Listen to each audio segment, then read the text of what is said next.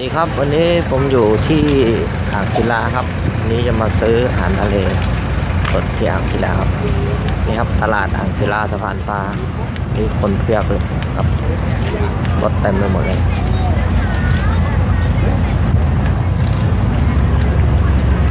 รถเยอะครับแล้วเราเข้าไปดูในตลาดกันนะครับว่ามีอะไรน่าซื้อมั่งและขายมั่งครับ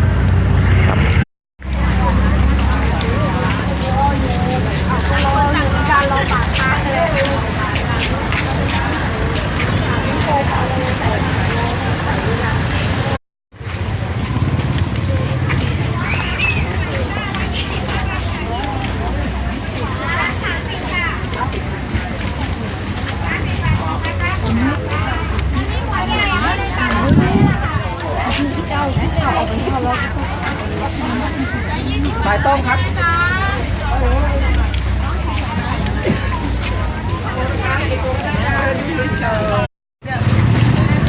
เดี๋ยว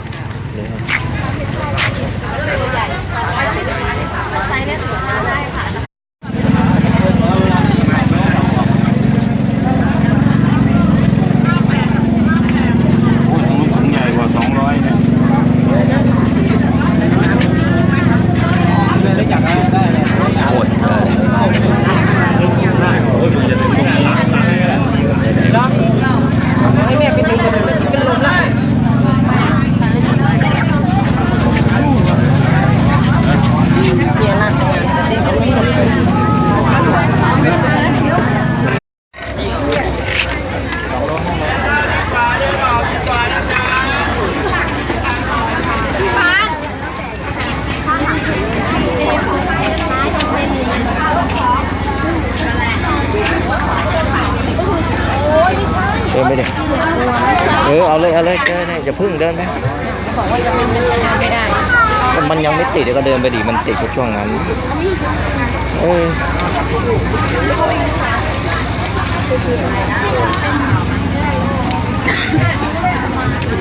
นี่ยโคตรเปรี้ยว280ปูไม้เหรอกันเหรอ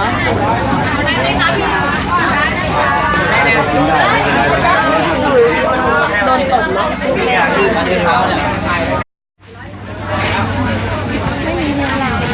ก็รู้มีเวลาเราจะซื้อเราเดินดูดีๆก่อน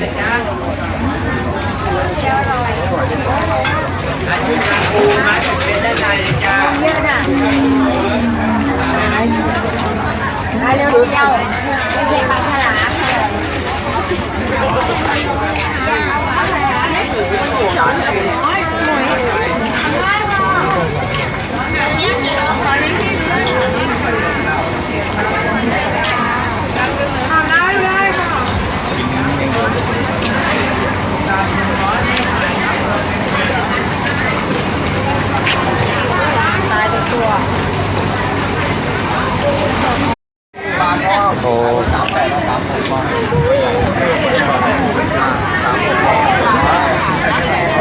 100นึงก็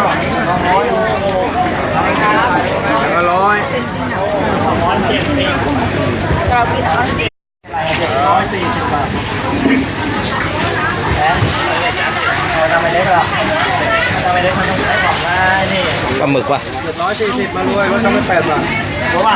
รู้ดิถูกโลอะไรผมเพิ่งมาใหม่ๆเอาเลยเอากี่โลได้ครับผมเอากี่โล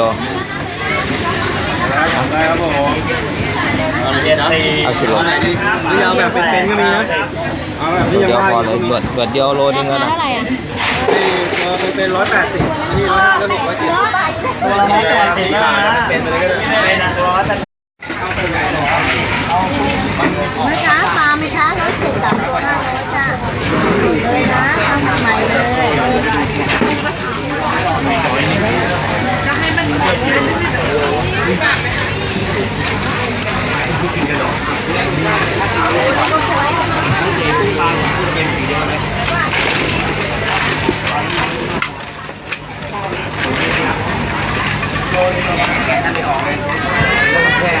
จับตัวไม่ได้นะ